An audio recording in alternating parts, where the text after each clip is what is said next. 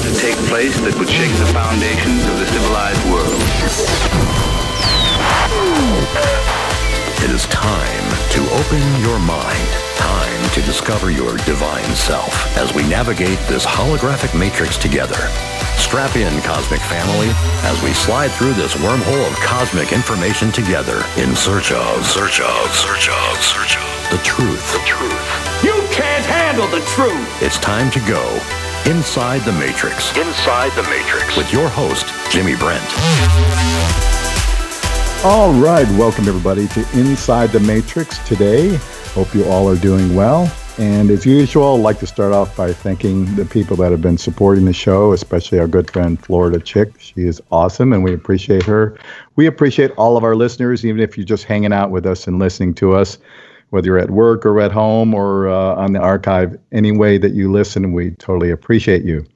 All right, today's guest is Susan Davis. Susan has a graduate degree in energy medicine, transpersonal psychology, and is an integrative health performance coach for the U.S. Olympic figure skating team, many professional athletes, as well as corporate executives across the U.S. She has an extensive leadership background focusing on implementation and evaluation of programs related to quality of life and for the Department of Defense, and has developed her stress reduction techniques with the U.S. Army after working with them for over 20 years. She has integrated her spiritual background into her healing yoga classes and also incorporated stress reduction strategies that she practiced with returning soldiers from the Afghanistan and Iraqi wars. Susan is a practicing Reiki master and co-author of Wartime Coping Strategies, and recently published Creating Life Balance, Strategies to Thrive. She created a video for the LGBTQ community focusing on suicide, was the performance coach for Girl Starter, a reality TV about young female entrepreneurs on TLC, and most recently a speaker at the International Pioneers Conference in Vienna, Austria. Susan, that's quite a resume. Welcome to the show. Well, thank you, Jimmy. Thanks for having me. You've been a busy gal. Yeah, I don't want to be bored, so I'm always doing something. That's wonderful.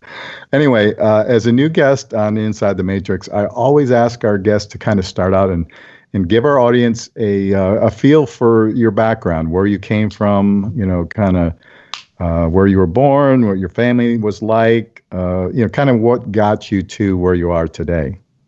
Sure. Well, I was born in Montana and adopted at birth.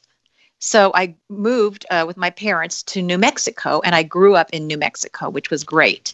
Okay. And it was like in the middle of nowhere. I grew up on motorcycles. We had 4 people in the family, and I think we had 7 motorcycles. So I loved riding motorcycles. It was great.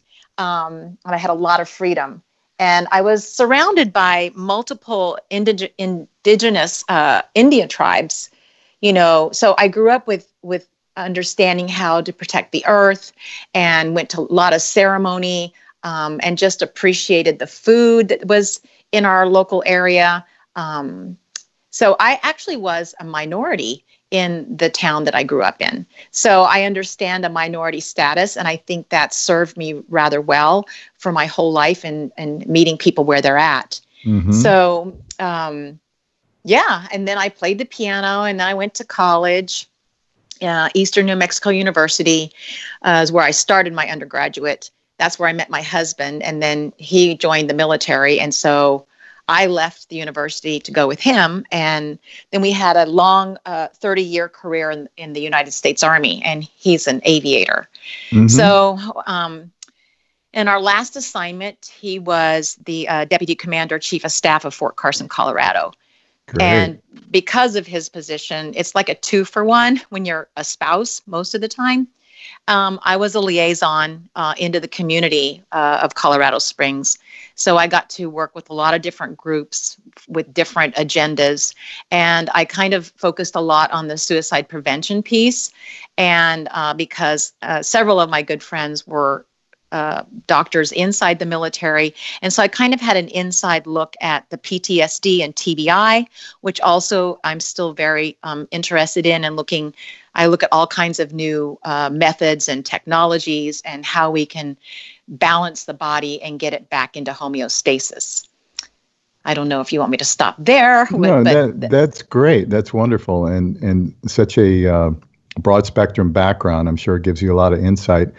So when you work with the veterans, obviously, PTSD is a really big deal, and not only for veterans, but for a lot of people who have experienced trauma. And so kind of give us an outline of your approach to that.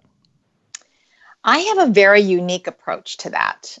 Depending on where you're at in your belief system, I can meet you where you're at, but I am also a certified past life therapy instructor. So I do what's called the resolution experience, which is a regression technique based on past life therapy. Past life is anything before now, like 5 minutes ago, 10 minutes ago, 5 hours ago, 5 years ago, 50 years ago, 5,000 years ago. So it's cellular memory. So what does that mean? That means if you don't believe in reincarnation, that's not going to hold you up working with me.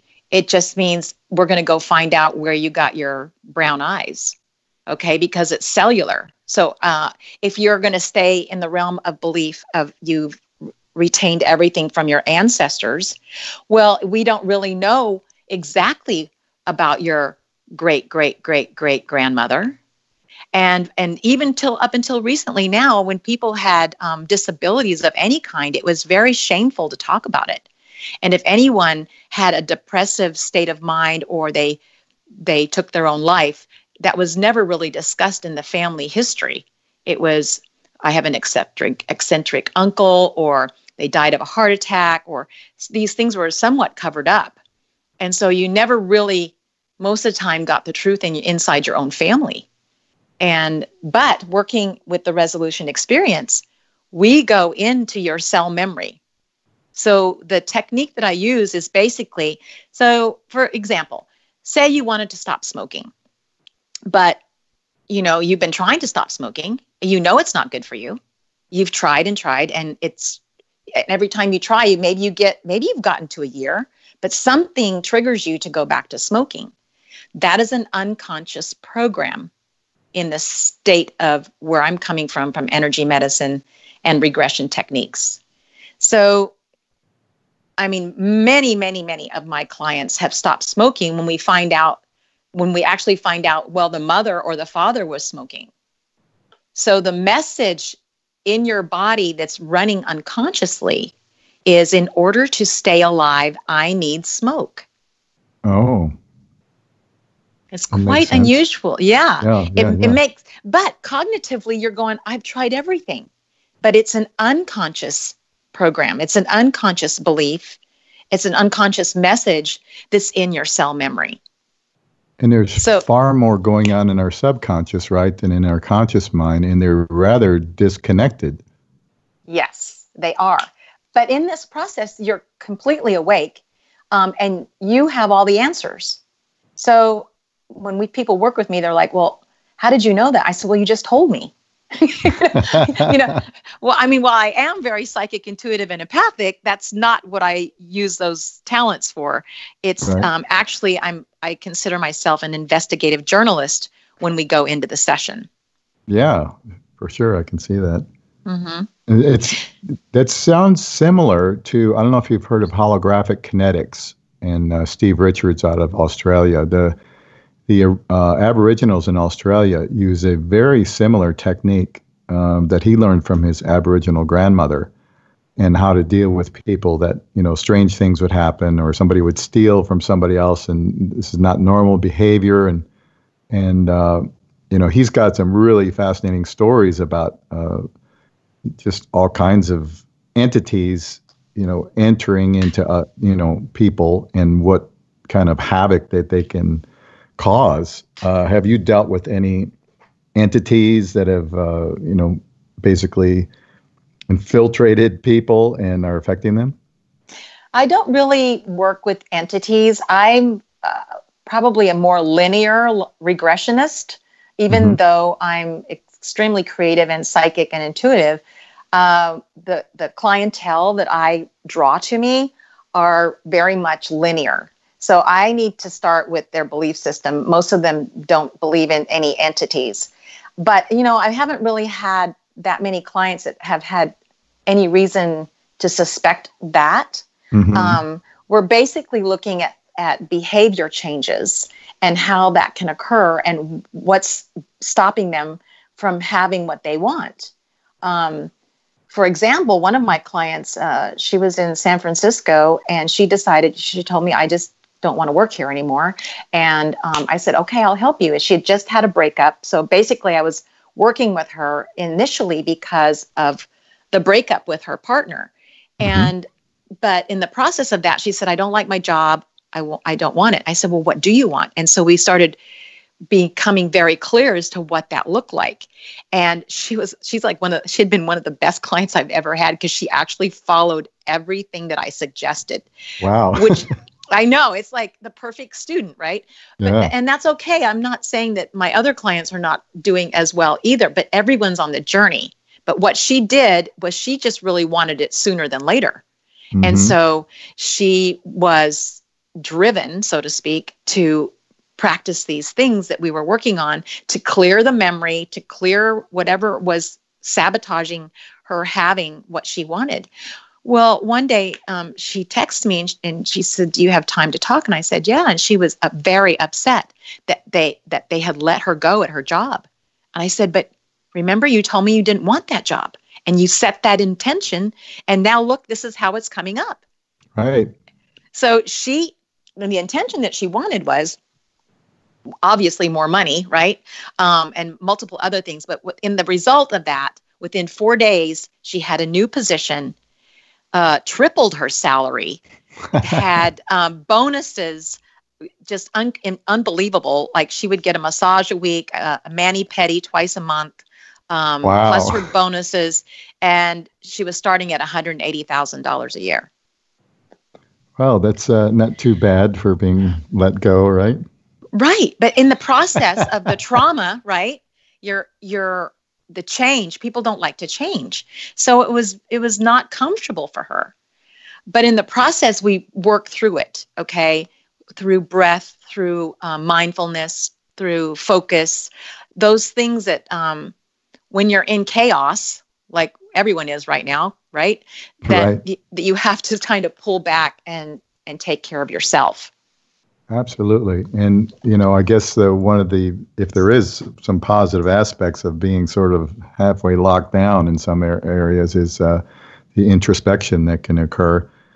I think that's, it's important and people need to get to know themselves because our culture basically doesn't really encourage that. So we're so busy with our daily lives, getting up, going to work, going to school, whatever it is that we do from childhood up through adulthood, that we don't slow down much. We don't stop and meditate. We don't stop and really think about what's important to us. Like you're saying, the gal, understanding what your goals are, what's important in your life. And then when things happen that, a lot of times we might consider traumatic or, unexpected or unhappy at the moment, then we can, further down the road, we go, wow, it's so great that happened because now that door closed and this one opened. And that's a prime example of what you're saying there.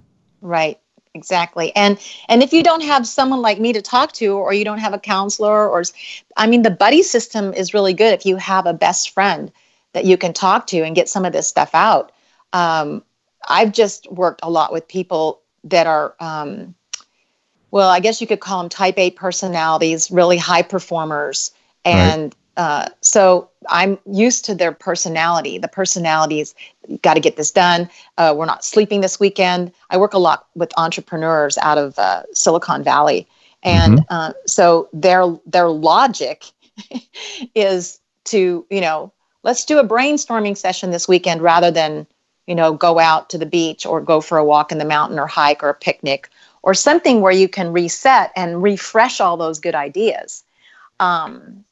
So I kind of chose that audience when I wrote my new book because I really believe in our entrepreneurs, because how are we going to have new things in our future if we don't have these visionaries? Yes, absolutely. And I just want to help them be more in balance because they're brilliant. They're just not sleeping or eating right, or even sometimes thinking right. And if there's a right way, it's just maybe it's not appropriate for what they're doing at the moment. But I just don't want them to get sick, which brings us to where we are right now in our immune system, right? Mm-hmm. So if we're overworking ourselves, even under a lockdown, you're still compromising your immune system. For sure. Yeah.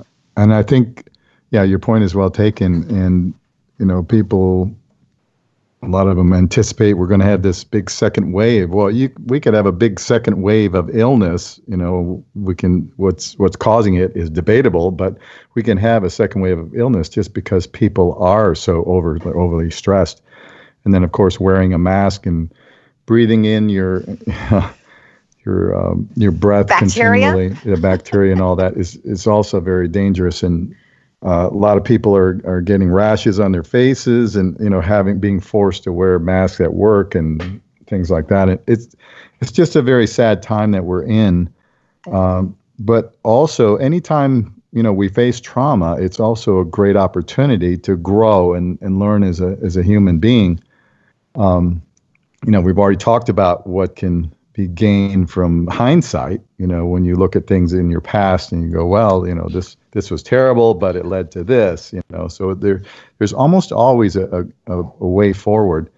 One thing I'm curious about is that a lot of people know that they have traumatic experiences, especially in their childhood, whether they've been sexually abused or, otherwise physically abused or even mentally abused, but they don't know how to deal with it. They don't know how to take the charge off of that. And it makes them reactive. It makes them get triggered by certain situations or certain language. How do you work with people who are aware of these things, but they don't know how to, deal with it? Well, we go into a session where we go into the cell memory. It's kind of difficult to explain like we're talking right now because the session is obviously very private. But right. I do an intake. And before I get to where we actually get into that piece, the most important question that I ask in my session, okay, because my whole belief system is based on quantum physics and frequency, as in hertz. Mm-hmm. Okay, so the most important question that you'll get at the beginning of the session is, what do you like to do for fun? What makes you happy? Because I need to know that so that we can figure out how to maintain a high frequency or a high vibration. Because that's how you not only create manifestation, but you keep your immune system high. So when usually, I can say probably 90% of the time, people don't know what they like to do for fun. And when they finally start to think about it, they say, well, I like to go out with my friends. I like to go clubbing. I like to hang out. I like to play games. And it's always with someone else. And the most important thing, which we can do right now if we're staying more close to home, is to start to figure out what is that creative aspect of yourself, because the creative aspect of ourselves is what puts the body into homeostasis. And we have all been working through the left side of the brain, the linear side. We're not balanced in our creative side. And that's what I teach people in my sessions cognitively. Yeah, that makes so much sense. Yeah.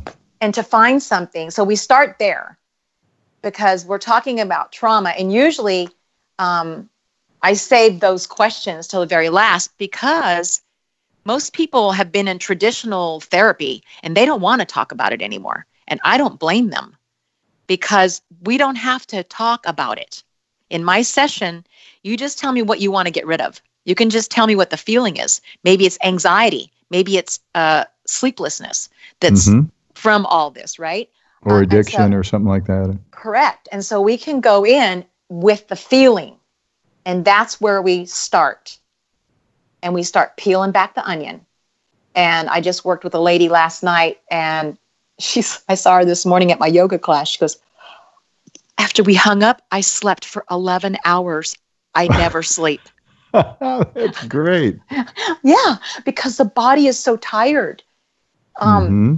So, and I don't push people in my sessions, but I will say that my mentor, who is Dr. Norman Shealy, PhD, MD, neurosurgeon, says if you have one session with Susan, it's worth 7 years of traditional therapy. Wow. Now that makes sense because, you get right to the heart of the matter and, finding your joy, finding your thing or things that you do that are actually timeless. I think that's always a good clue as to, what you should be doing and what gives you that satisfaction. And then, you, whatever it is you're doing and you don't even realize, you look up and it's like 6 hours have gone by or something, whether it's painting or writing or, it could be almost anything. And I think that's always a good clue as to, where you should be aiming your life's work kind of thing. Well, that's your personal stuff. I mean, everyone right now is still having to stay in some type of a job, okay, the job. Mm-hmm. Right. But in the meantime, let's go back to what makes you feel good. Go to the playground and swing on the swing. Remember those things when you were young that you used to do that made you feel good. Was it swimming? Was it cooking? Was it, playing an instrument? There's so many things that maybe you want to investigate and you just forgot or you haven't had time. Mm-hmm. But this should be a priority. Yeah, that makes a lot of sense. All right, we got a couple minutes towards the break here, and when we come back from the break, I definitely want to get into your book. And now you had a previous book to this one too that you co-wrote? Yeah, that was for the soldiers. Okay. What basically, was that I put, it's most of the stuff that was in that little, it was called a quick series book where they could just stick it in their BDU pants. And most of the veteran organizations are using that. But most of that is actually in my new book. That little book was created specific to our returning veterans and how to deal with, I think the only thing that may not be in the book I just published now was the body talk for those people who lost limbs. So that's not in my book, but it's a really good little short book. I don't think I need to upload it onto Amazon because it will be free. It's mostly being used through veteran organizations. That's wonderful. And there are so many veterans out there who need help. And as you know, suicide is a huge problem for veterans, and we just hate to see that of anybody. But a lot of these guys are very independent and don't want to have to reach out to somebody for help, and we wish they would because we certainly don't want them to take their own lives. Anyway, you're listening to Inside the Matrix with our special guest, Susan Davis. We'll be back in just a few minutes, so everybody stick around with us. All right, welcome back, everybody, to Inside the Matrix with our special guest, Susan Davis. Now, before the break, we were kind of beginning to get into your newest book, Susan. So kind of walk us through that a little bit, if you would, please. Okay, well, I do a lot of speaking, motivational speaking, and I was a senior spouse leader in the military. So I've been helping people improve their quality of life for most of my life. Mm-hmm. And I have all these checklists and all these pamphlets and handout and teachings. And I thought I just should put it in one book, right? Mm-hmm. And so then when I made that decision, like 5 years ago, you know how you get those little things that just gnaw at you, like you need to write the book, you need to write the book. And so I'm like, I know, but I don't want to right now. And so then a couple of years ago, I actually started the book. And the original title was Burnt Out. And so I changed the title. It just sounded too negative. I'm not a negative person. And so I, threw it out to a few of my colleagues and friends. And they said, well, it just doesn't sound like you, Susan. You're not negative. And this sounds negative. So I decided to put everything that I teach into one place. I ended up actually taking out about 100 pages because it just didn't flow right. And I really want this succinct. I want you to be able to find something in 1 or 2 pages rather than reading the whole book. Like I said before, I'm working a lot with young entrepreneurs, and they're like me. They have a short attention span. So I made the book short and hopefully easy to follow with easy takeaways after each little chapter on mindfulness, movement, what you should be putting into your body. So we talk about your biology.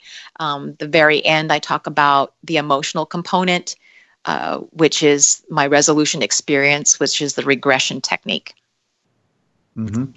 What kind of exercise do you recommend for people? Is there any one that you found that's better than others, or does it even matter? Well, the one that gives you more oxygen, right? Because the 3 things, the 3 deficiencies that are associated with all known disease are oxygen, magnesium, and water. So we have control over those 3 things. So when you ask me what kind of exercise, I taught dance for over 20 years, ballet, tap, jazz, fitness. Mm-hmm. I'm teaching yoga now. I also dance. I do body works plus abs, which is a weight training, whole body workout. But it depends on the individual, because I want you to do something that you're going to like to do and you're going to do it again. So maybe none of that even sounds good to you. Maybe riding a bike sounds good to you. Maybe doing Taekwondo sounds better. Or maybe just getting on a local league and playing basketball. Whatever, each person has something that is for them. And I don't want to tell you, you need to do this, although I would highly recommend everyone at least try yoga, because it is very centering and it builds your immune system. Yeah, I think yoga is great. I've done it quite a few times, but lately I have not. But I know it's good on so many different levels, because, the stretching aspect of it is extremely good, because we're, especially as we get older, we get very unlimber and almost locked up, and it's important for us to maintain that mobility. And then as far as mindfulness too, that's another area that I find with yoga it's very introspective, much more so than a lot of other more active exercises like sports and things like that. Right, but the people that play all the sports are usually the ones that say, "Oh, I can't do yoga. I'm not flexible, and I can't be still that long." Which then I really know they need to do it, right? Yeah, right. Yeah. So, I can, like more than 95% of my clients are over the phone. And if I just want to validate what I'm feeling about the individual, I just say, well, can you touch your toes? Because that tells me not only their physical flexibility, that also tells me how everything else in their life is flexible. That's interesting. Yeah, it makes sense. Mm-hmm. So, I want people to move. We need to move. You cannot stop moving. I am a private coach for a nonprofit out of San Francisco. It's called The Way to My Heart. It's specifically for peripheral artery disease, which precedes heart disease. And our doctors are not diagnosing this soon enough, and all of a sudden someone has a heart attack. They either survive or they don't survive. But leading up to that, they've had all these other symptoms, which start in your legs, normally in your legs, where your legs just hurt. You can't walk very long. And that is the peripheral artery disease. So I'm coaching this group, which is a very much less active group, which they need to be active to build the collaterals in their legs. Yeah, that makes sense. And I know how important water is. A couple of years ago, I was having a lot of different issues, lower back pain and just all kinds of crazy stuff that I'd never had before. And I've always been very active in my life. And I was talking to this friend of mine, and I was telling her about it, and she goes, "How much water do you drink a day?" And so I thought about it. I'm like, well, coffee in the morning, some iced tea at lunch. Yeah. And so, it was terrible. It was really bad. And so she said, all right. And she said, start drinking 3/4 to a gallon every single day. And then, give me a call in 2 weeks and let me know what's going on. And oh my gosh, what a difference made.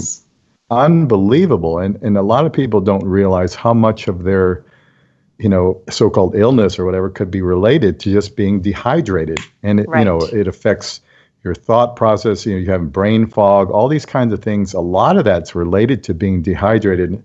And of course, we're here in the desert, and it's a really big deal here. Yes. And people don't understand. They think it's, caused by all these other things. And of course, the water also helps with the pH issue, Right. And, keeping the fluids, our interstitial fluids in alkalines is just so important. Robert O. Young, Dr. Young, was on the show a couple months ago, and we were talking about that. And that's one of the things he really talks about a lot. And he said you can't underestimate how important, that alkaline balance in your body is, especially, every part of your body has to, the interstitial fluids, which is the fluids that your cells basically by, has to be alkaline, or you're going to have some kind of what we call disease manifestation. But it's just symptoms of, being acidic or being dehydrated, all those kinds of things. They're very basic things. These are not, really complicated things, and everybody can make a difference in their lives with these things. Yeah, I have a formula for water. A basic, just to get the person off the street. They haven't been drinking much water. And I just tell them, take your body weight, take that number, divide it in half. That is the minimum amount of ounces that you need of water a day. So if you weigh 100 pounds, you need minimum 50 ounces of water a day. Okay. So if you're drinking coffee or energy drinks, that is like 2 steps forward and 3 steps back. Right, because it's going to have you eliminate more water, right? Well, it dehydrates you. So I love the smell of coffee. I even like to drink coffee. I only drink maybe a half a cup of coffee now. It is acidic, so it's not good to alkaline with at all. But it's an emotional thing. So, but I have no qualms in saying you should not be drinking energy drinks. There's nothing good in there. There's nothing good in an energy drink. They try to tell you that there's B vitamins and all this other stuff. It depends on which energy drink, because if it's pumping you up with a lot of so-called energy and then you have a crash, the caffeine it's not healthy for you. It's not healthy for your heart. It will show up later on down the road. So, it's time to really that's what we should be looking at now since March, is looking in ourselves. How can we become a better individual? Because again, I'm talking about frequency. If I raise my frequency and you raise your frequency, then together we're collaborating and we're raising the consciousness of humanity. Absolutely. Because we send it's like ripples in the lake or the ocean, right? You throw out a rock and it sends out the ripples. Well, our thoughts and our vibrations do the same thing. And that's another issue that I have with this social distancing, is that our energy fields interact with other people's energy fields. And if we're trying to stay away from other people and not have, interaction, it doesn't mean you have to go up and hug everybody you run into. It just means that just naturally, even if you're in a store or something, you walk by somebody, if you're in a great mood and you're very high vibration, it's going to have a positive effect on somebody else.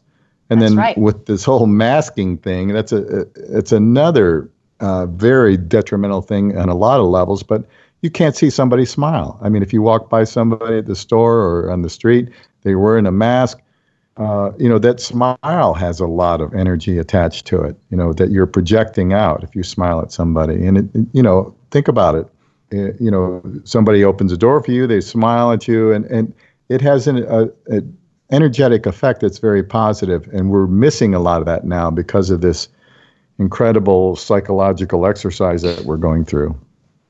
Exactly. And so first, we don't want to worry about it, okay, because worry lowers your vibration. Mm-hmm. So the best thing we can do is start to work on ourselves. We can point fingers outside of ourselves, but all the time you need to look inside.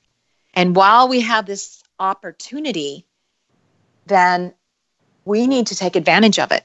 We need to take advantage of stretching, of intaking more water, of noticing how much oxygen we're breathing in.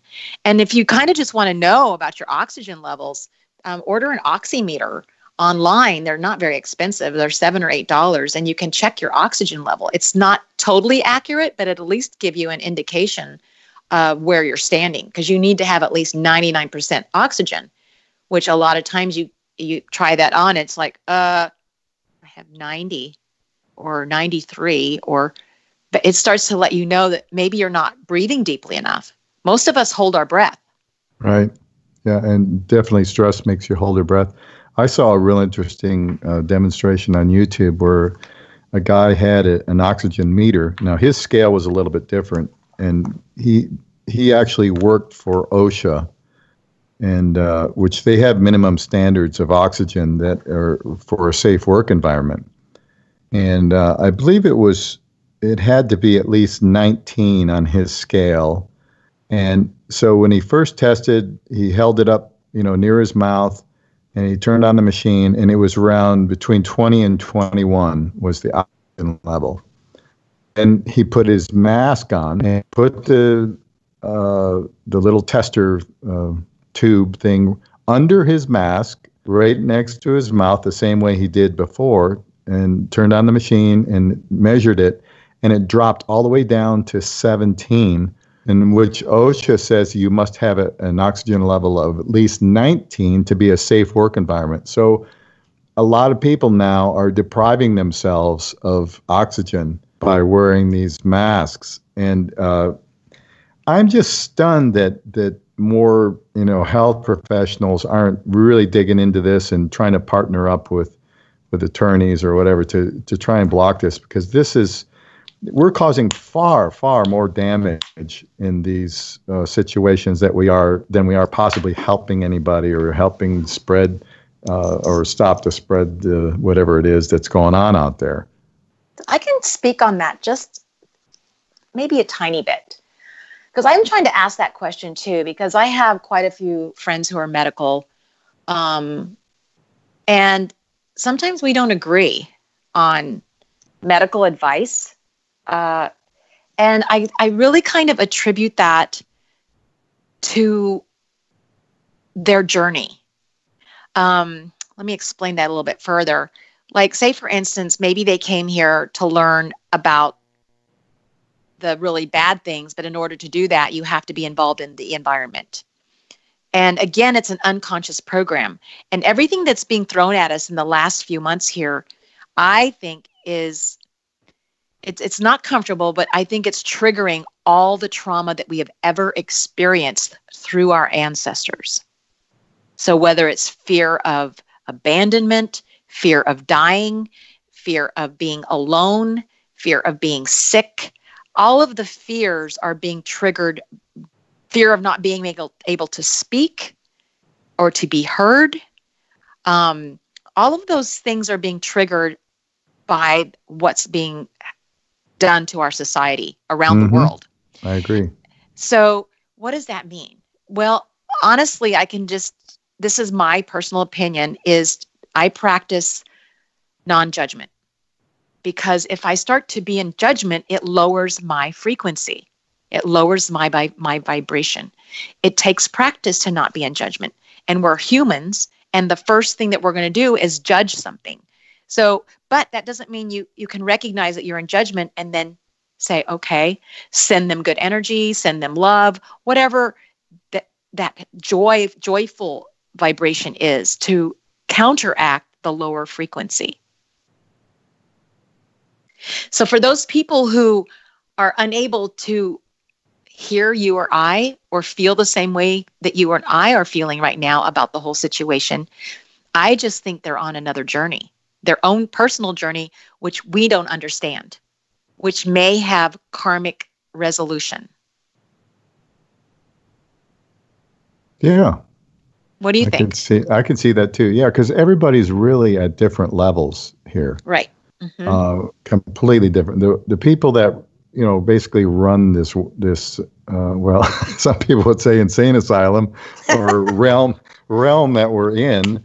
They have a totally different view of everything. I mean, right. To them, if you read a lot of the more the older esoteric writings and kind of philosophical writings of I'm not going to name the groups because we all know who they are, but they basically look at us like kind of like ants in an ant farm, and so they have the wherewithal, the money, and the energy that's associated with it to manipulate us into all these various social mind boxes. I guess that's the best way I can describe them. So they're kind of, in their role as the bad people, supposedly, they're forcing people to look at their own stuff. And so in some ways you can say that they're doing a very positive thing by doing the negative things that they do, depending on your perspective. And of course, from their perspective, we're not smart enough to take care of ourselves or take responsibility for our own lives. So therefore they need to manipulate us into what they see as the best thing for their world. So there's all these different levels. There's people like that, and then there's people who are completely oblivious to nearly everything and just kind of trot along and just do what mainstream media tells them to do. And there's pretty much everything in between. So your point is well taken, because everybody is at a different place in consciousness. They're in a different place of their awareness and ability to discern what's happening around them and within them. So I understand that, and I appreciate that, but I also feel like collectively, when something this severe happens, we have to also collectively decide to take a stand, because history has shown us many times that if people just stand there and do nothing, right. Others can easily bowl them right over, and have done so in the past. So it's kind of a bit of a tightrope we're walking with things like that, the way I see it. Yeah, I was listening to Christiane Northrup, who's been put on the bad list, I guess, because her ideas are not with our mainstream media, but she's trying to figure out what her next step is, because she's been doing video blogging, trying to help people be motivated and not fall into depression or anxiety through this whole situation. But I listened to her yesterday, and I believe she said she has decided how she's going to take action now, and that she was going to go to the most local political individual in their county and ask them if they support the Constitution, and if they were going to support our individual rights through the Constitution. And she said the way she's been feeling it is that she's not just going to go by herself. She's going to take a whole bunch of people with her that believe the same things that she does. And she says that what she's been noticing is the only way you get attention is if you have a group of people. Yes. So I think I'm anxious to see how that looks for her. I'm in Florida, so our governor has just taken the mandate away. However, there are people still wearing the mask, and there's still signs in the store to say, don't enter this facility unless you're wearing a mask. So it's going to be interesting, but I'm not afraid. And I think a lot of the people are afraid. It's very fear-driven. And I think that we're going to be all really surprised by the end of the year as to how many changes are going to be occurring that will help with this awakening. Yeah, and I think that's a good idea, is what she's saying. And I have seen video of people basically confronting their local, whether it's a city council or a county commission or whatever that may be.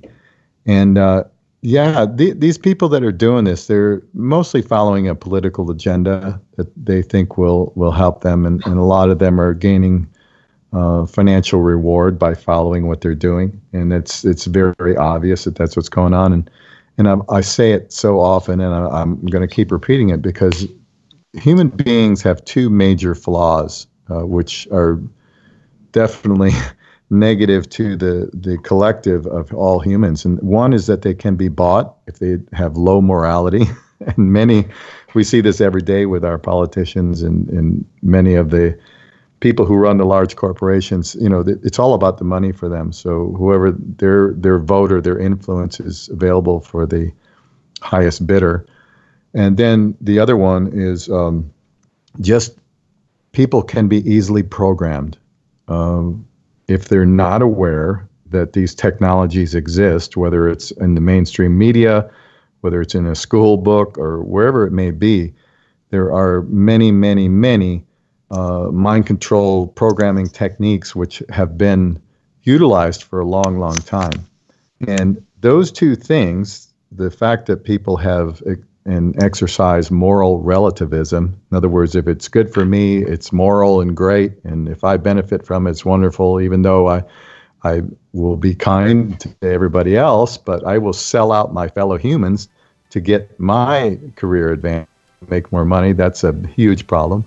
And then just not being aware of the propaganda that's out there in so many ways, in so many different levels. These are the human flaws that stop us from progressing as a whole. But then again, as we were talking about, we're all at a different level. So it's a very interesting combination. We're up against the second break, Susan. We're going to take a short pause. Everybody stick around with us. We'll be right back. All right. Welcome back, everybody, to Inside the Matrix with our special guest, Susan Davis. Now, on the break, and it's almost a shame that we don't get to put what we talk about on the breaks on the show, because a lot of times some of our most interesting conversation is there. But we were just talking about, what we see as possible changes coming in the next few months, and how all of this seeming extreme negativity is something that could definitely be very, very positive for a lot of people. And Susan, share some of your thoughts on where you see some of this craziness going. Well, I think if we can all start to, I'm a mindfulness and stress reduction expert. So obviously I want everyone to be stressless and mindful. But if we can just make it to the first of the year, I think everyone will be in a much better frame of mind. And I think you will find that things will be so much better. And it's probably hard to maybe see that far ahead, but we don't need to look that far ahead. We need to just live in the moment. I just feel like things are going to start to break away, that as we rise in consciousness as a collective, probably not everyone is going with us. Okay. And so those people who are not vibrating at your vibration or higher may not come. And that's okay. But that means they're not going to be around us, or those people who are in a better frame of mind and better health. And I just see all kinds of things happening, all for the good, all the new technology coming out, where we can step into a pod or a med bed and, heal ourselves. And obviously there's no money in that for our pharmaceutical industry. So I have a feeling that maybe they're not going to come with us on this little trip. But I just I believe in miracles, and I believe that we're also being helped outside of what we can see. And whether or not you believe in a God or a higher power, I believe that we're experiencing help at a level that we're not really aware of. So I think that's a good thing. Yeah, I agree with you. I think that's very true. And as you mentioned on the break, that Dolores Cannon talks about this very period. Now, she passed a few years ago, but she was an amazing visionary, and she did regressions on probably thousands of people, right? Right. And she basically came up with this idea from all of those regressions that we are going to come to a point in time or on our timeline where there's going to be a huge split. And I think that's kind of what you're referring to, right? I'm just kind of going with that resonates with me. Everyone has to find something that feels comfortable for them because each of us is unique and we're on our own journey. I would like for that to occur because I'm really tired of all the negativity. I just think that we should be able to have healthy bodies, healthy food, healthy water and air. And I think it's time for all of that to occur. In order for that to occur, big change has to come. So I think some of what we're seeing is people being triggered fearfully in many different directions, and they just want someone to tell them what to do because they're afraid. And right. I think that for some of us, we should practice non-judgment and just observe as best we can. That doesn't mean I'm not taking action. I'm here on the show talking about mindfulness and stress reduction, which I think is hugely important in this period of time. Because if we're not taking care of ourselves in a way that's going to help us move forward, then it's not going to be very pleasant. So I believe in miracles. I believe everything in the future of healing will be through light and sound and frequency or vibration. I agree. And one thing that I was thinking about as you were saying that is that sometimes we have to see the worst of the worst to really appreciate the best of the best. So I think collectively humanity is really being exposed now to the worst of the worst. I mean, think about all of the stuff that's coming out. We're seeing the revelation of all the child trafficking and the sex trafficking of both children and women, and even men, and just general slavery still exists in this world in many places. And all of this is coming out in a much, much bigger way than it ever did in the past. So people are being exposed to the very dark side of the world that has mostly always been there, but been very occulted, or very hidden. And now we're seeing that it's all coming out. If you're paying any attention at all, you're seeing that, the people that run this asylum are pretty horrible people. And I think that's part of the process of us learning and growing, on a macro level, that we have to experience this and see it for what it is. And then we can fully appreciate a world where we do have all these wonderful things. And of course, I think every human being wants to have good health, good opportunity, cooperation, love, compassion. I mean, all of the things that we hope for.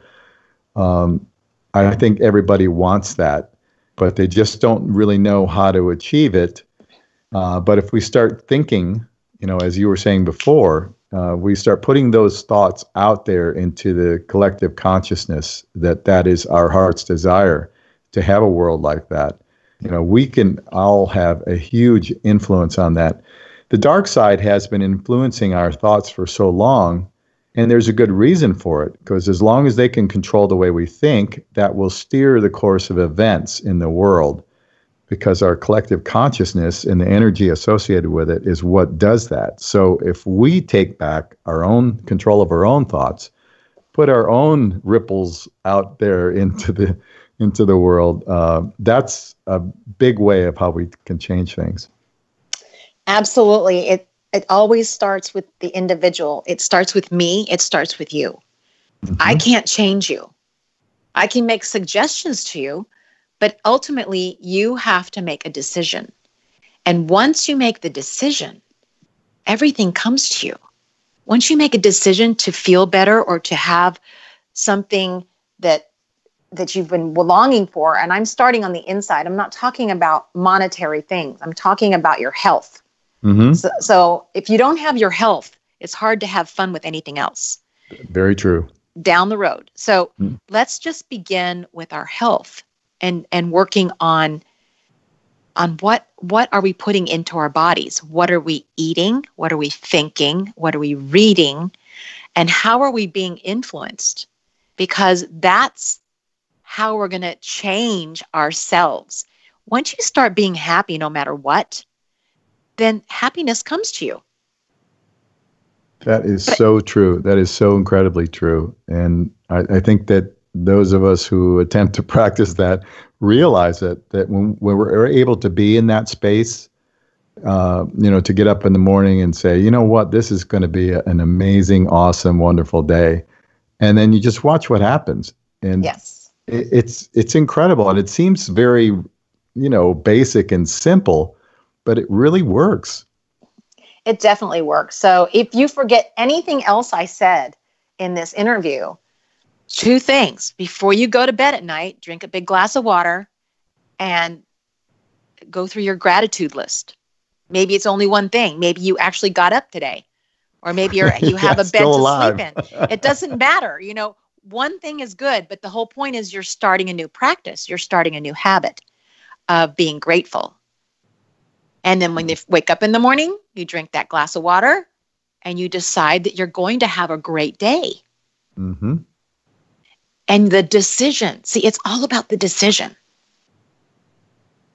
And you have the power that you taking back controls. And I don't know about you, but I'm a little control freak every once in a while. So I like having the controls. Absolutely. And, we are the masters of our lives. A lot of times we don't feel like it. We feel like we're being, just battered around from here to there. And, but we can fully take control of our lives. And that's what we need to do.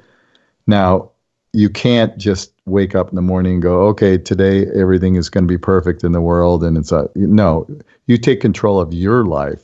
You can't take control of the world or somebody else's life. And, I know myself, it's a hard lesson for me to learn in relationships that as much as you want to help somebody or, when you can often see what somebody what's giving them pain or suffering, you want to help them with that. It's just a natural, human thing. But you can't really help anybody else but yourself. That person has to decide to do it for themselves. And it works that way with pretty much everything. So then it all starts with ourselves. And again, on this show, I've said so many times, the cliche of know thyself is just so incredibly important. You have to know who you are as a being in this world. You're not just an accident that happened into a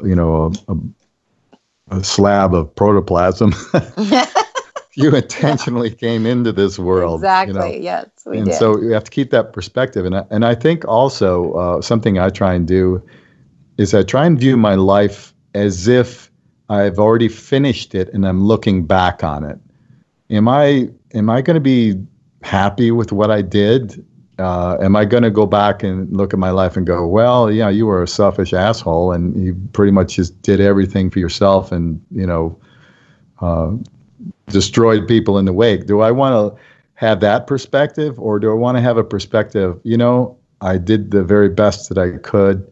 And I think if we have if we look at ourselves as being in this life but not of it, it's helpful too. Absolutely, which kind of comes back to what I talk a little bit about in my book is the unconscious programming, the unconscious, the behavior that keeps showing up. And you're going, I don't know why I keep doing that. I don't know why I keep attracting that same kind of person to me. Why is that happening? Right. It's based on vibration. So what does that mean?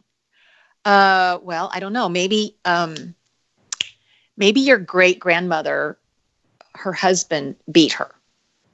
Okay. And so that memory travels into your body. So I'm just going to go genetically, biologically, and comes into you.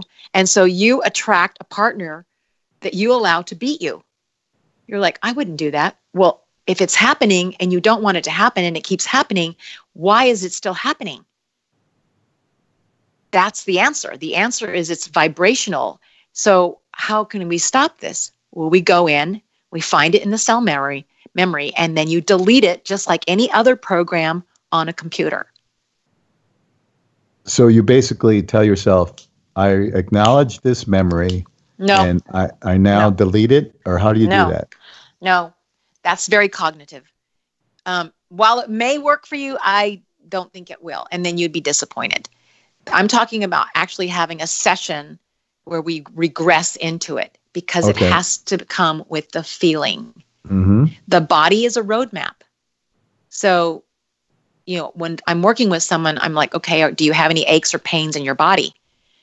That is like almost the second question I ask, because anytime I start with somebody, you're already giving me information on where we're going. Mm-hmm. And so I need to know what the body's saying. And sometimes, I don't feel anything. I said, well, close your eyes and just scan your body. I have a little twinge in my left side. So we're going to take that feeling along with any other feelings that he or she wants to get rid of. Maybe it's frustration or anxiety. And then we follow it back in time to the point of origination. That's how we find it. That's great. Yeah. It's pretty cool. Yeah, I mean, I am like so excited with this process. I've been doing it for maybe 11 or 12 years. And I'm always looking for something better, but I always come back to this because it's so powerful. You just can't get to that point any other way that I know of in a cognitive state of being. Mm-hmm. And the conscious mind is going to avoid these things at all costs, right? It's just not going to go there because, and especially if it's in the current lifetime, like if you suffered abuse as a child or whatever, that's going to be stuffed so far down that you're just not going to go there. And but so again, if it's childhood trauma, we don't have to talk about the specific trauma. We're going to go for the feeling in the body. So that's what's different with what I do. I don't need the story. You see what I'm saying? Mm-hmm. Mm-hmm. So one of my clients, she sent me, I think, a 5-page email of her whole life, of what's happened to her. Okay. And so I got on the phone. I said, I read it, and she started talking about it. I said, we're not going to talk about it anymore because I am not a traditional counselor. And we're going to go in there and we're going to start to delete some of this stuff. The person couldn't walk. She could literally not walk at all. And her goal was to be able to walk through her 7th grade son's open house, which was in like 6 weeks. Mm-hmm. And so she started working with me. And by the time that came, she was able to walk. Wow. And I'm one of my clients. See, she was, her mother came to me and she says, I don't believe in reincarnation, but I'm interested in having you work with my daughter. And I said, okay. And so she said she's very angry. So we did one session. Kids will go really fast into the session, and we cleared the anger. Okay. So then a few months later, she says to me, well, she's failing her algebra. Can you help her? I said, sure, I can help her. So she comes to me. The kids can do this with their eyes open. They're so cute. She was 12 or 13, I think it was. And I said, well, what happens when you go to take your test? And she said, well, I feel like I know everything. And then I get my test back. It's in an F. Okay. I said, well, okay, let's go see where this is coming from. What is the feeling? Okay. So it was in her gut, and frustration was the feeling. We took the feeling in the gut and the frustration and went back in time. And I said, well, where are you? And her eyes are she's watching a movie in her mind. Okay. Mm-hmm, mm-hmm. She goes, well, I can't understand what they're saying. I said, well, your unconscious mind knows what they're saying. And she says, I said, well, what language is it? And she goes, it's Polish. I said, well, what are they saying? And she said, well, they're telling me that I have to create this formula. And she goes, is there mathematics in nuclear energy? I'm like, yeah. And I think so. And I said, what are they saying? They said, well, they told me I had to make this formula and it was going to hurt a lot of people and I don't want to do it. I said, well, what happens to you? She goes, they take me out and shoot me. So in order to stay alive, I must not do well in mathematics. Yeah. Cleared it. Text me 2 weeks later. She got an A on her final. Wow. Yeah, that's so amazing. And very similar. I had a session of holographic kinetics, and it's very almost identical to what you're talking about. Cool. How the Aboriginals do it, and the way it's just the same thing, basically. You go by a certain feeling, and then you trace it back to where the origin is. And I went through about 9 different traumatic experiences, all in, or one of them was in this lifetime, but the other 8 were in previous lifetimes. And every single one of them blew me away, because some of them I was a female. I wasn't even a male. Right. And so it's just absolutely incredible. And so people need to understand there's so much more to the world, so much more to life. It's not just all this 3D, media show that we see all the time. There's way more to it. There's other influences going on constantly. Absolutely. Yeah, we just want to open your eyes a little bit further so you can start on a new adventure, right? Mm-hmm. Absolutely.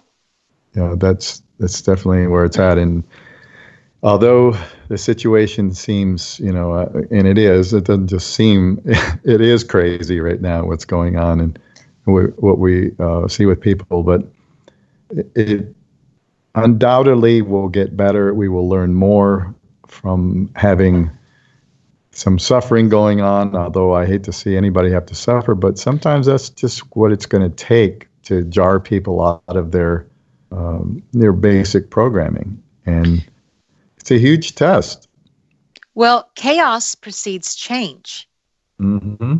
So we are in the chaos and know that it's creating change. And the change is going to be magnificent. If we just decide that, it's going to be great. Now, do you have any thoughts about, a lot of people have said it doesn't take the majority of people to create massive change. It's only a small percentage. For instance, the American Revolutionary War was only fought by about 3% of the population. So it wasn't like everybody had to, be involved with it. Any thoughts on what you think it's going to take to I think we've already push the envelope? I think we've already met that criteria. I think our consciousness is already at that level. I think the connected consciousness is already there. And so we're just waiting for the pieces to land and see what that looks like. I believe a lot more people will raise their frequency or their vibration in the coming months. I think there'll be a lot more.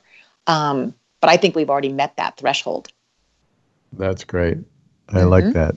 Yeah. I like to think that that's what's happening because, it's if you pay attention to, mainstream at all, you see that there's not even really a clear distinction between the sort of fighting factions of right and left, conservative, liberal. I mean, these are the boxes that they try and throw us into, but there's so much contradictory information coming out from the same people even, like even these so-called health experts, they're constantly, one guy, like that Fauci guy, he comes out and early on says, masks are just basically symbolic. They really don't do much. And then a few months later, he's saying, "Oh, yeah, you got to wear a mask or we're all going to die." This kind of craziness. And I'm hoping people can actually take notice of that and go, these people have no clue what they're talking about, and they're just trying to manipulate us into a fear state. Yeah. Because when we're in a fear state, we're very low vibration, as you said before. We're very vulnerable to the programming because everybody wants to be saved. They want a savior. They want somebody that's going to come along and make it all better. And so that's part of the agenda of keeping us in a fear state, is that they want to be the hero to come along and bring us their new world order or whatever it is that they have in mind. But we need to stay out of that state of mind. We need to do our best to stay positive and to know that we are the captains of our ship. We are exactly where we're supposed to be right now. Mm-hmm. So anyhow, this, as always, the show flies by. We've got one more segment coming up in just a few minutes, and we've got some more interesting things to talk about. And I know Susan's got some really good ideas on for us to help keep our vibration up and stay healthy and all that through the insanity that we're experiencing. So we're going to take a short pause. Susan, we'll be back in just a few minutes with more good stuff. So everybody stick around with us. You're listening to Inside the Matrix. Welcome back, everybody, to Inside the Matrix, our final segment for today with our special guest, Susan Davis. Susan, something I wanted to get into, sort of touched on a little bit before, but what are the best ways that people can build their immune system? All right, this is where you need to get that list out and start writing down what I'm going to say. Or just listen to this again, right? Yeah, get your pen and pencil out, or get your, if you're listening to the archive, the rewind button handy. Yeah, definitely. Well, the best thing you can do is first decide you're going to do something different, okay?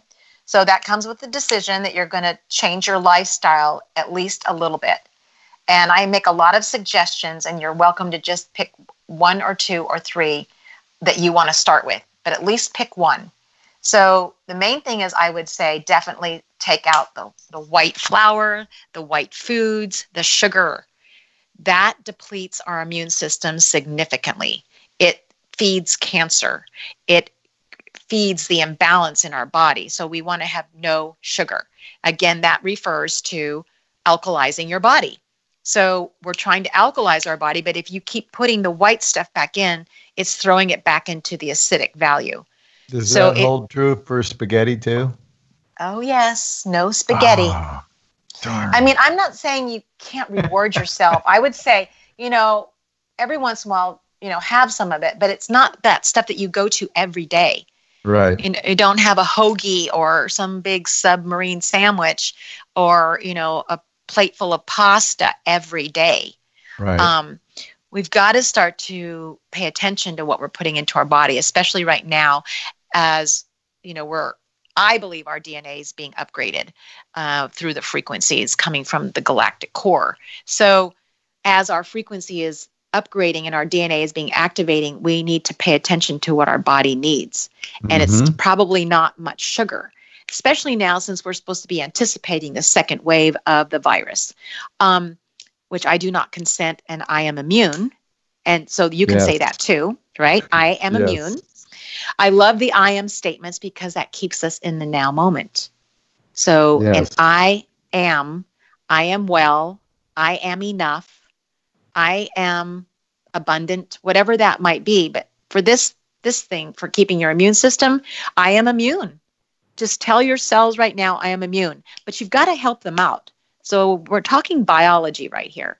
It's very clearly more green vegetables. And I'm not even saying fresh fruit, because most of us are eating too much sugar as it is. And even fresh fruit, if your body is totally acidic, is not going to help you. Okay. So we want to alkalize the body. If you really want to pay attention, you can go to the health food stores and get the little pH paper, and you can pee on it and see what your alkaline levels are. If you like numbers, or you want to see, be validated on what you're doing. But you'll start to feel good because your joints won't hurt. You'll probably get to sleep better. So start to pay attention to what you're putting into your body. We've already talked about water intake. You need to drink water. Our bodies are more than 70% water. Our bodies are made up. It can't be some other kind of drink that has water in it, right? There's a difference, right? No. When I say water, there are no substitutes. Just water. Okay. You mean that Diet Coke isn't going to work for water? That might clean your car engine. I have a race car driver for a daughter, so don't get me going on that. All right. So, we want to alkalize our body.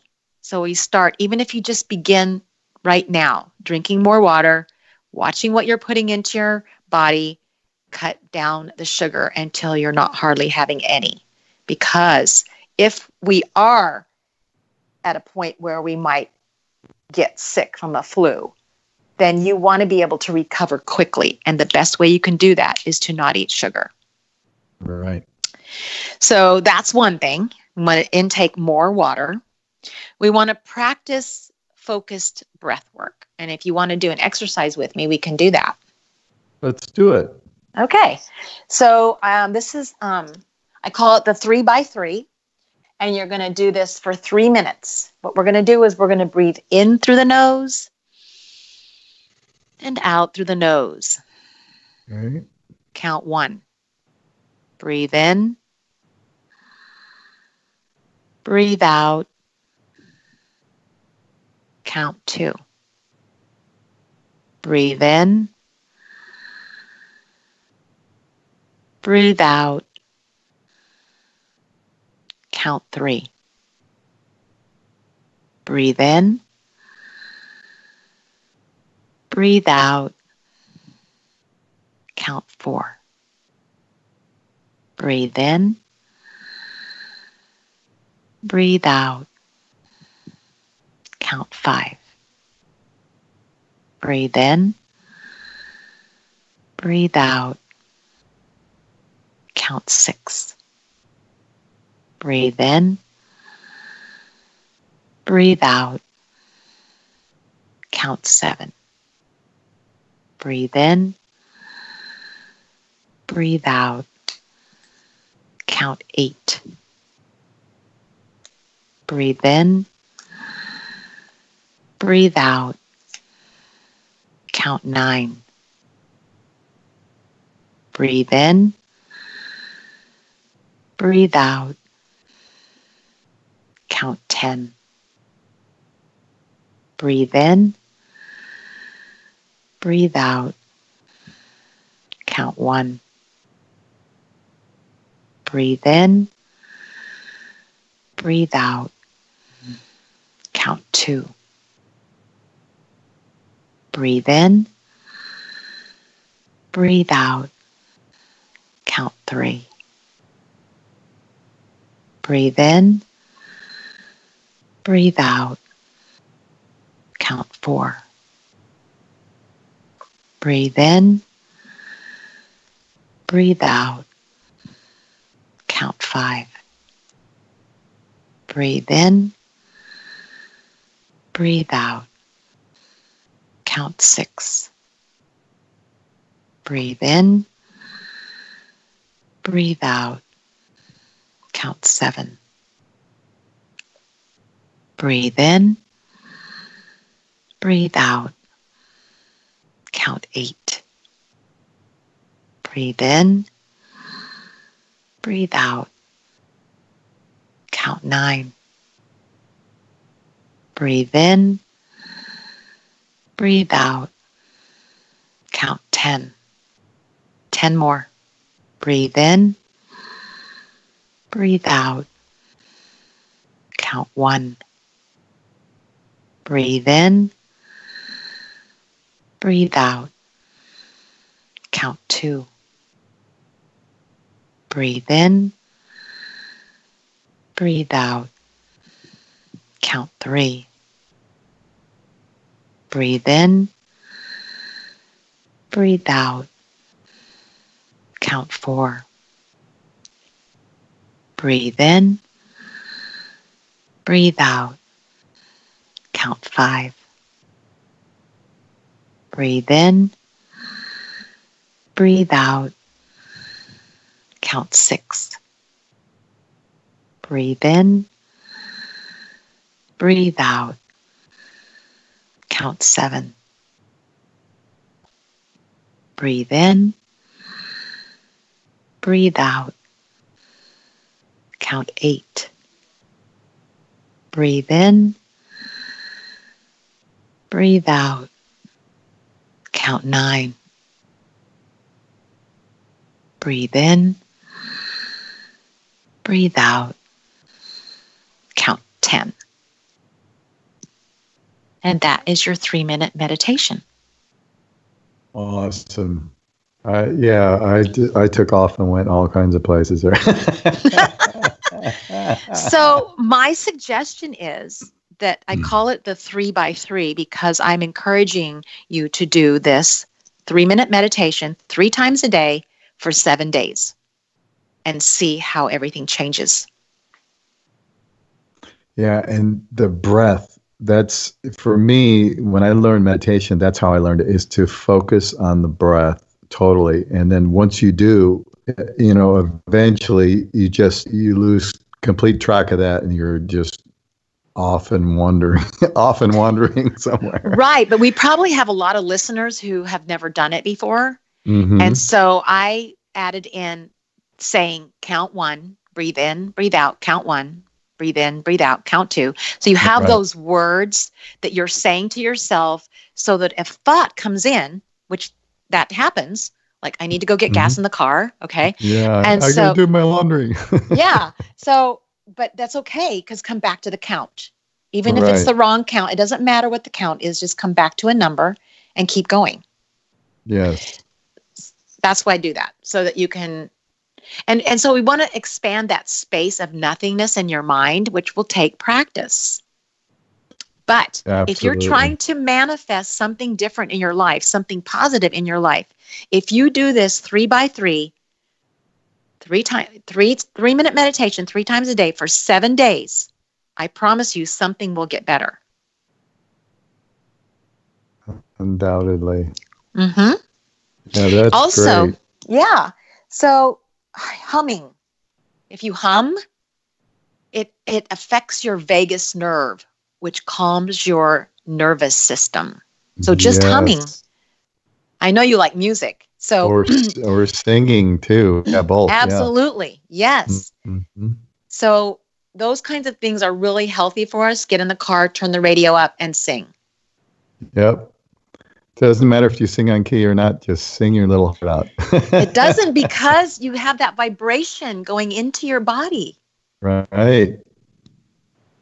Yeah. It doesn't have to be hard, right? That's great. No.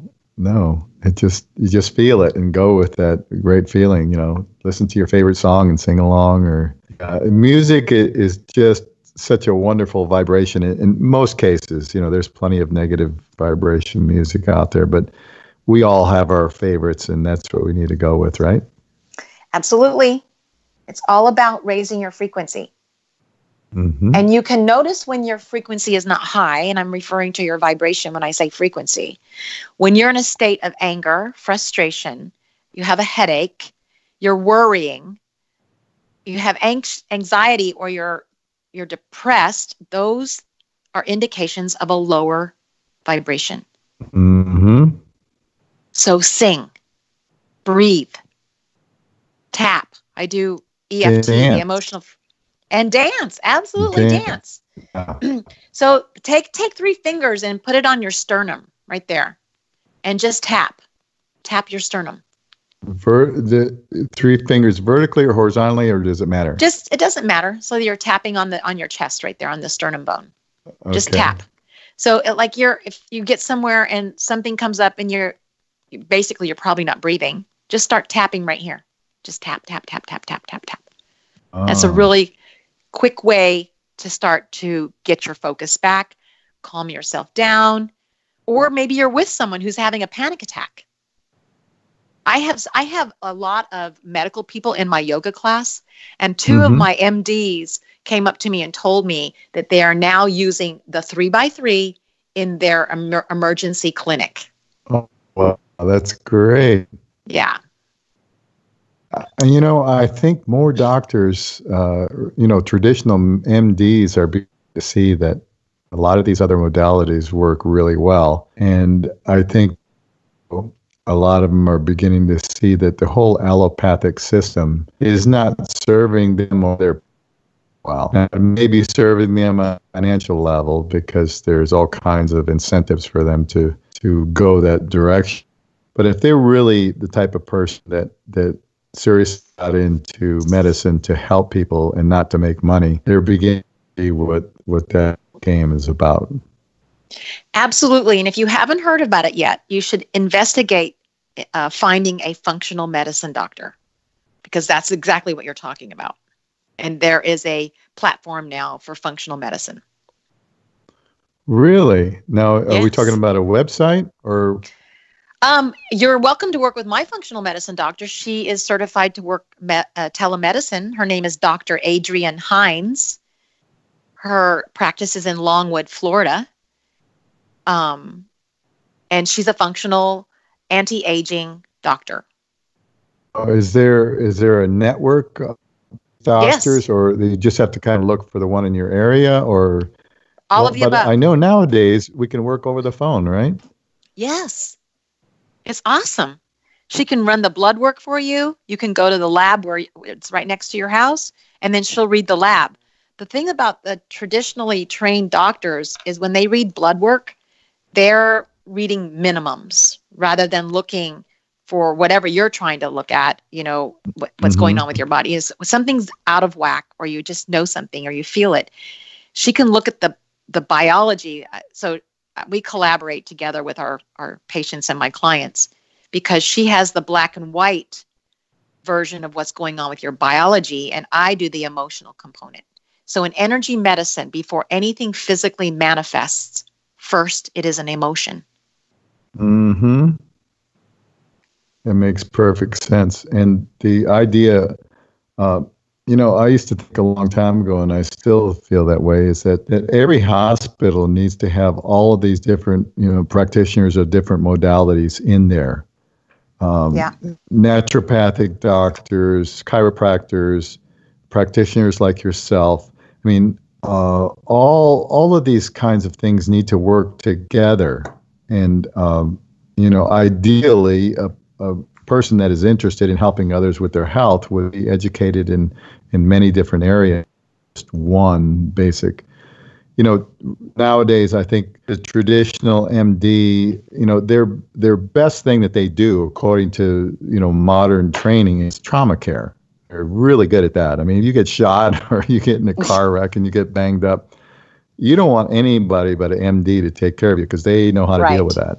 Right. But when it comes to other things, like you're talking about, like emotional issues, issues with DNA that's been passed down from generations, could possibly thousands of years ago, that's a whole different thing, and is just as important, if not more important, than just being able to stitch you up if you get in a car accident or something. So all these modalities need to work together and should be included in the education of anyone who wants to help others in that area. Well, I think that collaboration is our future. We will all be collaborating. And I teach classes in, reading chakra energy, the chakra systems, and energetic applications. All these things are non-invasive. I work directly with Dr. Ansari, who is in El Centro, California. Yeah, he is a vascular surgeon. He has a laser. Last year, he saved over 600 people from having their legs amputated. People were flying from Canada. Their doctors were telling them, there's no hope for you. We're going to have to cut your leg off. But they would go to Dr. Ansari, and he could save their legs with this laser.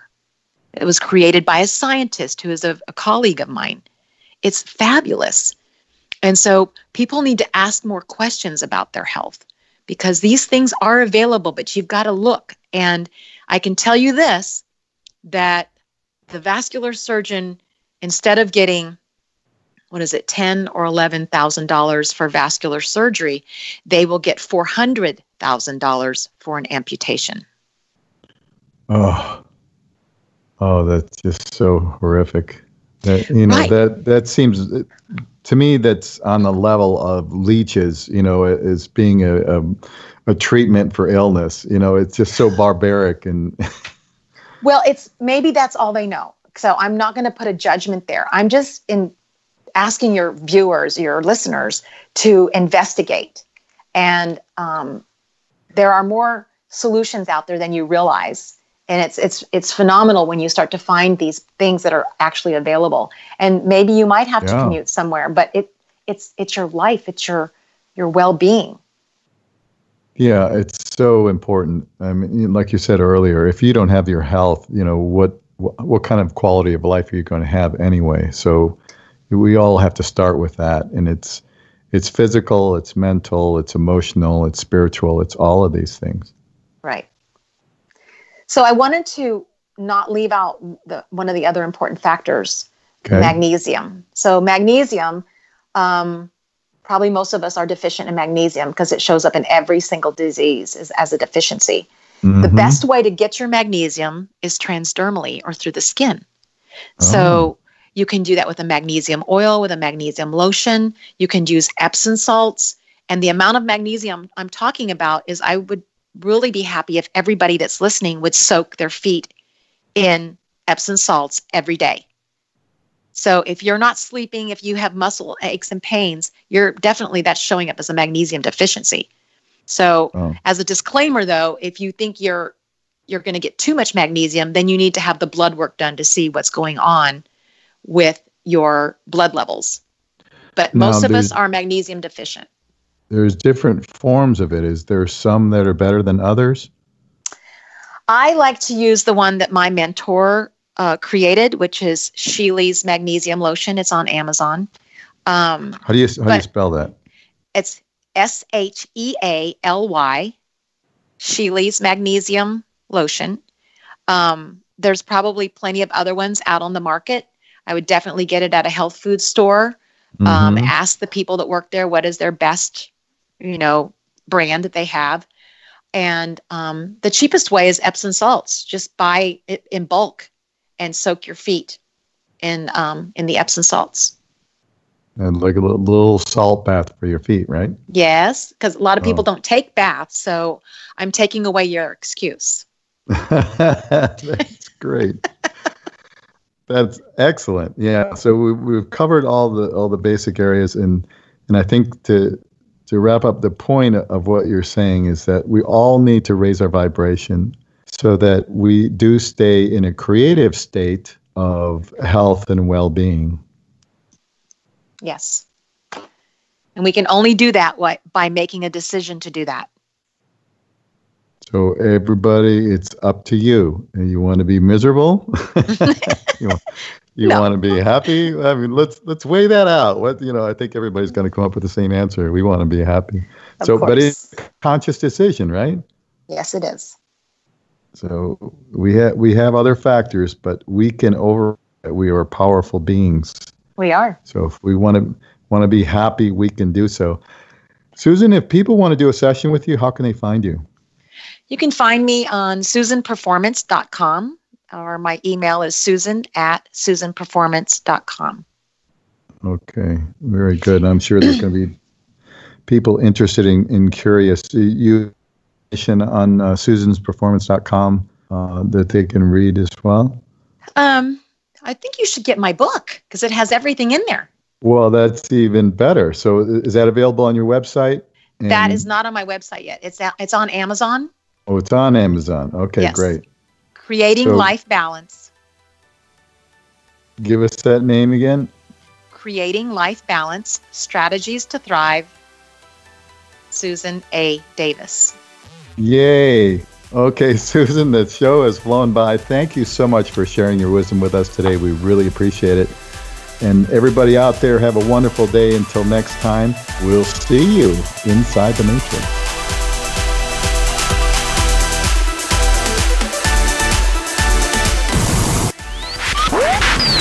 This is Inside the Matrix, hosted by Jimmy Brent. Who are we talking about? Jimmy Brent. Live every Sunday, 3 p.m. Pacific, 6 p.m. Eastern. Exclusively on the KCOR Digital Radio Network. It is worldwide. Broadcasting from an undisclosed location deep within the neon capital of the world, Las Vegas, Nevada. For more information on the host and the show, please visit InsideTheMatrix.org. That's InsideTheMatrix.org. It's time to break the chains of manipulated consciousness and claim our true nature as creative, divine beings. Inside the Matrix. Inside the Matrix. This is KCOR Las Vegas, home of the Digital Radio Network, broadcasting from a shack just south of Area 51.